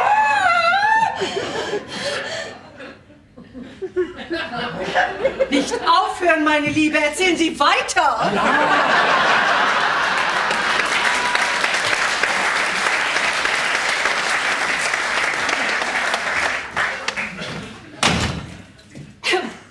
Ja, ich muss jetzt wirklich zusehen, dass ich...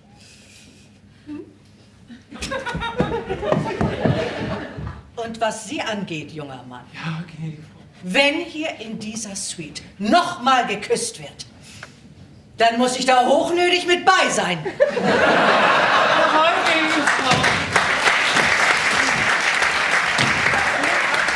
Sie will Meister Buddel. Wo ist Meister Wer Buddel? ist denn jetzt Meister Buddel? Der Hund, der Hund. Ah, der ist gerade Gassi. Wer sind Sie? Wo haben Sie die Rosen her? Bitte was? Die Rosen da in Ihrer Hand, wo haben Sie die her? Wieso interessiert Sie das? Warten Sie mal. Sind Sie mein Page? Hab ich mir gleich gedacht, das ist mein Strauß. Ist nicht Ihr Strauß. Das ist mein Strauß. Geben Sie mir, geben Sie mir, geben Sie mir, geben Sie mir.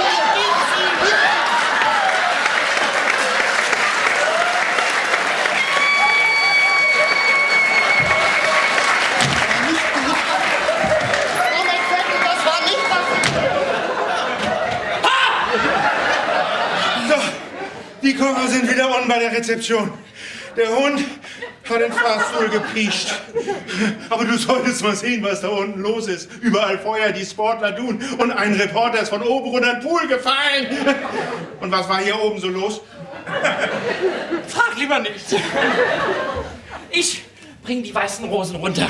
Und du sammelst alle Bilder von Antina Sinclair ein und tust sie in den Schrank. Wenn eine von den Schlafzimmertüren aufgeht, bist du nicht da. Verstehst du? Ich bin nicht da. Bin gleich wieder zurück. Ich bin nicht da. Ja, was mache ich denn nur mit dir, mein Lüttenschieder? Ah ja. Petersen, bringen Sie mir den verdammten...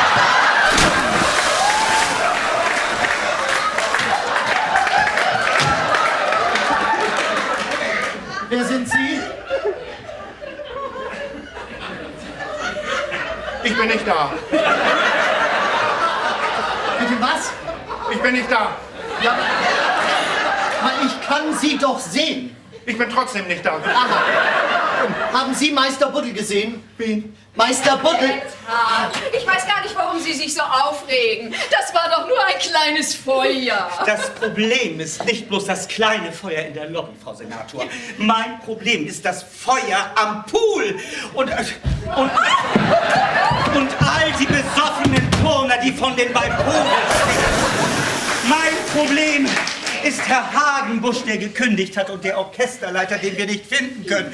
Mein Problem sind weiße Rosen und all die Bilder und Prominente in dieser Suite. Mein Problem, Frau Senator, ist Fräulein de Waal, die ohne Sinn und Verstand im Pool herumpaddelt. Sind Sie nicht herrlich wild, diese jungen Leute? Herr Dethardt! Was ist denn jetzt schon wieder? Wo ist Meister Buddel? Sie will Meister Buddel. Wer ist Meister Buddel? Wollen Sie nicht runtergehen und gucken, ob die Turner schon da sind, die heute gewonnen haben?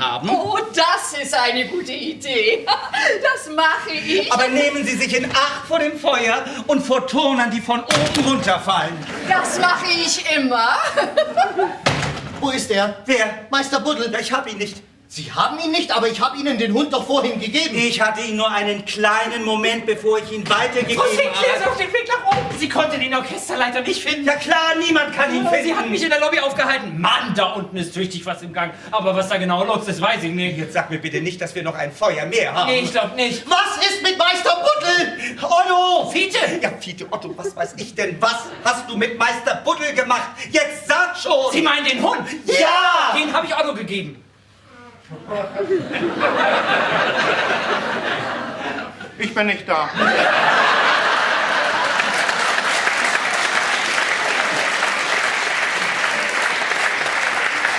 Was?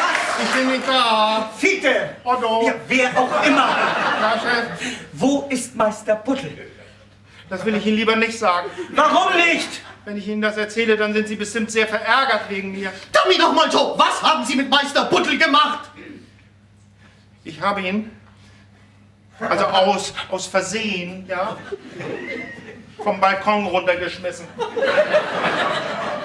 Du hast ihn aus Versehen vom Balkon runtergeschmissen. Ja, ich habe ihn genommen und dann hat der Hund den Fahrstuhl gepiescht und dann habe ich ihn hierher gebracht und wollte ihn auf den Balkon setzen. Aber dann habe ich Frau McFadden gehört und dann habe ich Angst gekriegt von wegen, was da in Frankfurt im Reichshof passiert ist und dann bin ich gestolpert.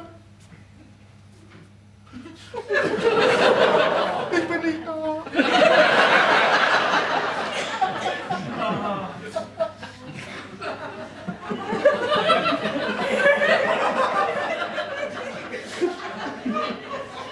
Er hat Meister Buttel vom Balkon runtergeschmissen.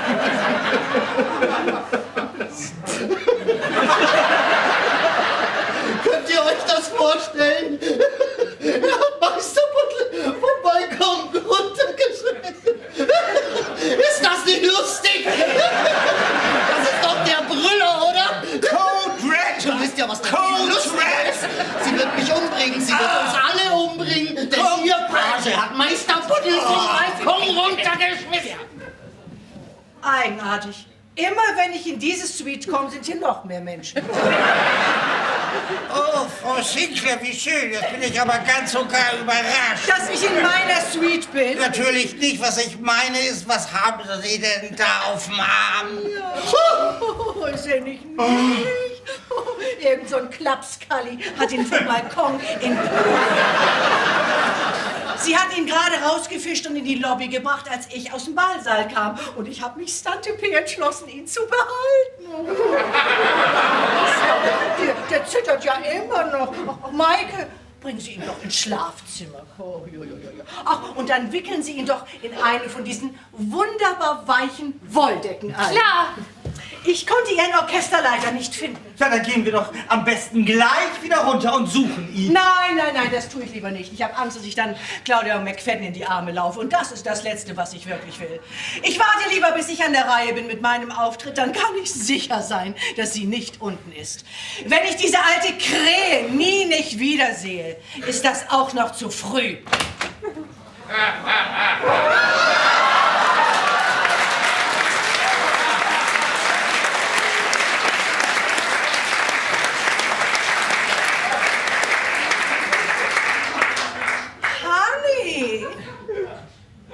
Darling. Cutie. Sweetie. How nice. How lovely. You are gorgeous. Wie lange ist das nun her? Well, I think. Ach, viel zu lange. So ist das.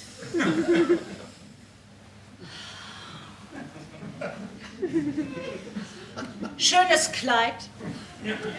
Einzelstück.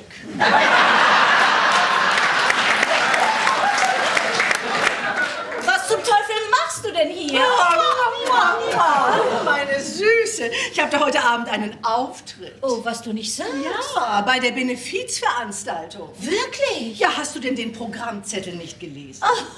Ich lese doch niemals das, was unter meinem Namen steht. Ja, so kenne ich dich. Und weißt du, das ist nur eine von den vielen Dingen, die ich nicht vermisse, seit wir nicht mehr gemeinsam auf der Bühne stehen. Was denn sonst? Meine unglaubliche Kraft, meine enorme Präsenz auf der Bühne. Dein Atem. Mit was willst du heute Abend denn auftreten, Darling? Mit einem exotischen Tanz aus dem letzten Jahrhundert. Ich singe so wie du. Ich wusste gar nicht, dass du singen kannst. Du hast mich gehört. Ja, eben. Kann nicht jede solche Lungen haben wie du. Deine großen, gewaltigen Lungen. Was meinst du denn mit groß und gewaltig, wa? Wenn ich Breitmaulfrosch zu dir sagen wollte, dann würde ich dir das ins Gesicht sagen. Ich hätte dich umbringen sollen, als ich die Chance dazu hatte. Ich hätte dich einsperren lassen sollen wegen Körperverletzung. Ich hätte dich einsperren lassen sollen, von wegen deines Gesanges. Du halt die Presse. Ach du Grünschwein! Die Presse? Frau McFadden, Frau Sinclair. Wer zum Teufel hat denn die Presse Ich war das Prominentin für die Glamour. Ich mir ja denken, sehr gerne ein Foto kommt von hier in Ihnen meine machen. Suite, hat die Presse im Gepäck und schmeißt mir nichts als Gemeinheiten an. Deine Suite, was meinst du mit deiner Suite? Was hast du daran denn nicht verstanden? Das ist meine Suite. Sag mal, bist du bekloppt? Das ist meine Suite. Das ist meine Das ist Suite. meine Das ist meine Suite. Meine Damen, darf ich vorschlagen? Oh, Meister Pudel, komm schnell. Meister, was? Sag mal, was willst du denn von meinem Hund? Das ist doch, was meinst du mit deinem Hund? Das ist mein Hund. Hundediebe! Blöde Kuh! Es reicht da! Alle Mann raus hier! Aber ganz schnell!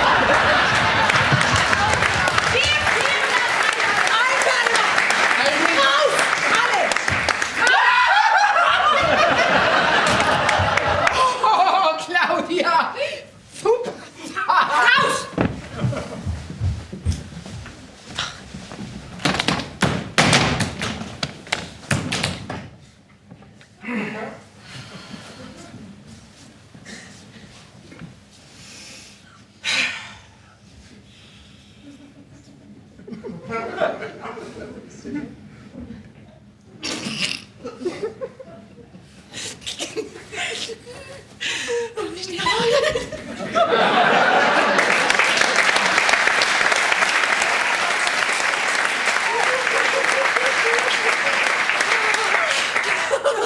Du warst ja ganz wunderbar, du ganz großes Kino.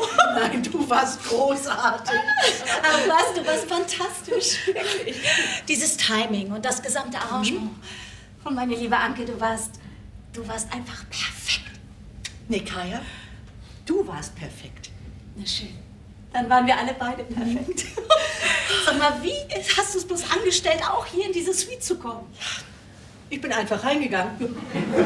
Ich habe natürlich geahnt, dass du diese Suite kriegen wirst. Und da habe ich mir gedacht, das ist doch die beste Bühne für eine von unseren kleinen Szenen. Das ist ein wunderbarer Zufall, oder? Das wird sich rumsprechen wie ein Lauffeuer. Also wenn das keine Karten verkauft, dann weiß ich auch nicht mehr. Da ist bloß eine Sache. Was ist denn? Ach, das fehlt mir so, mit dir auf der Bühne zu stehen. Oh, du, glaub mir, das fehlt mir doch auch. Aber wart's mal ab, es dauert nicht mehr lange und dann wird diese riesige Zeit endlich vorbei sein. Und dann können wir beide uns offiziell wieder vertragen. Das wird die Show sein. Los, wir beide. Die Trey und Altona.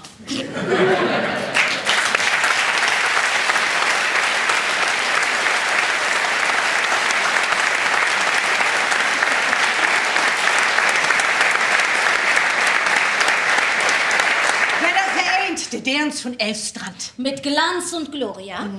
In Paramount in New York. Ja, oder besser noch im Roxy's. Bloß für eine Nacht. Ja, und bloß Plätze zum Stehen, ne? Hauslichter einziehen. Einsatz für das Orchester. Und was singen wir? Was sollen wir singen, Anke? Unser Lied. Das ist ja ganz gleich, wen wir lieben. Und wer uns das Herz einmal bricht, wir werden vom Schicksal getrieben. Und am Ende ist immer Verzicht. Wir glauben und hoffen und denken, dass einmal ein Wunder geschieht. Wenn wir uns dann verschenken, ist es das alte Lied.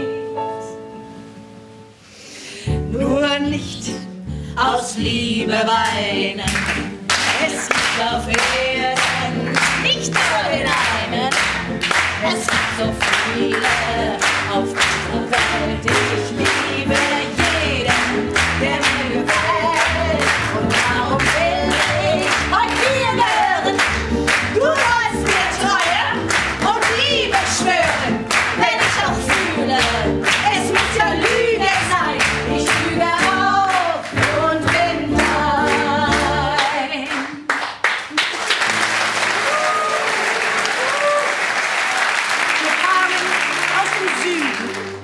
aus dem Norden.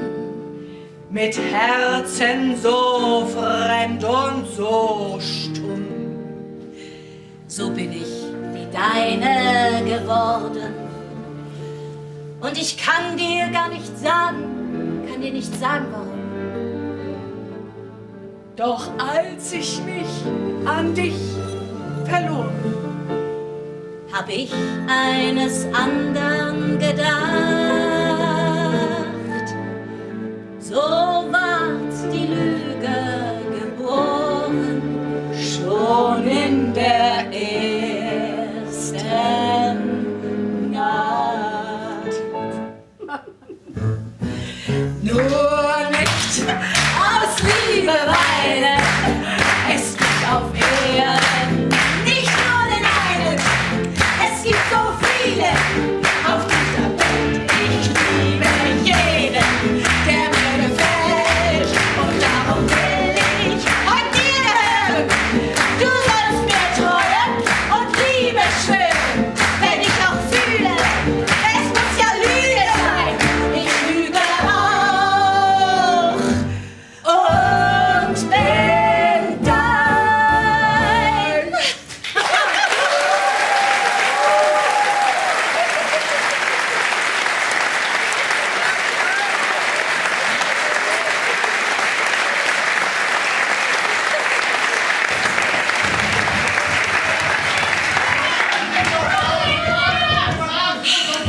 Ich glaube, wir sollten die reinlassen. Ja, es muss wohl sein. Ne? Ich gehe darüber. Ja, ich fange hier an. Pass auf, wir machen schon. Ah, du, pass mal auf, ich glaube, ich muss mich bald mal an der neuen Privatsekretärin umsehen. Was? Warum das? Ja, ich fürchte, ich werde meine an so einen Hotelpagen verlieren. Ach du, dasselbe ist mir heute auch passiert. So, kommst du noch runter? Oh, du, das geht noch. Aber Ja, pass auf. Ja, ganz langsam. Hier, Hilfe!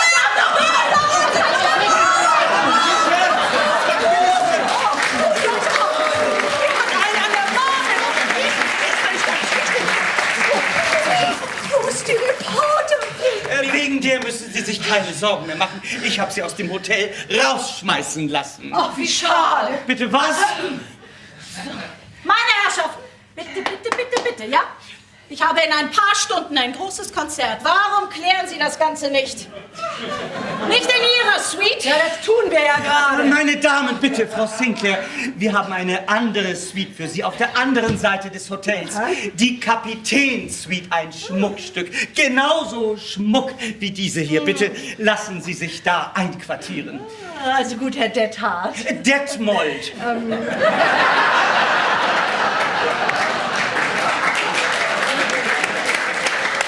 Sagen Sie, gibt es zu dieser Kapitän-Suite auch den Kapitän dazu?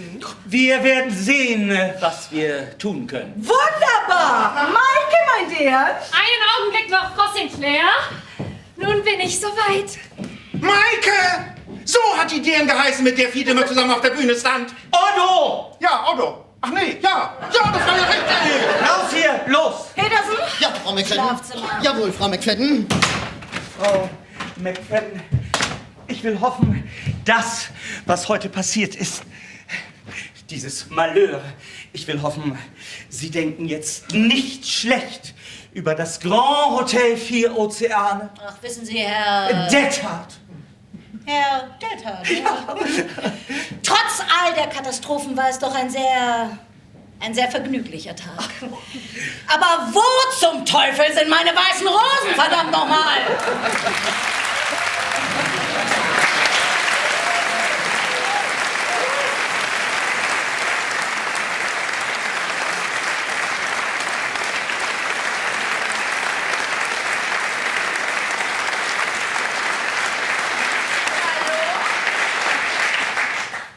Hallo!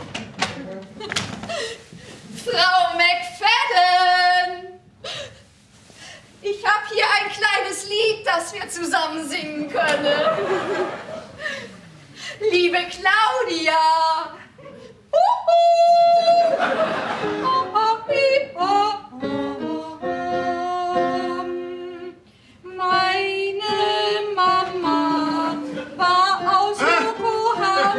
Frau Senade.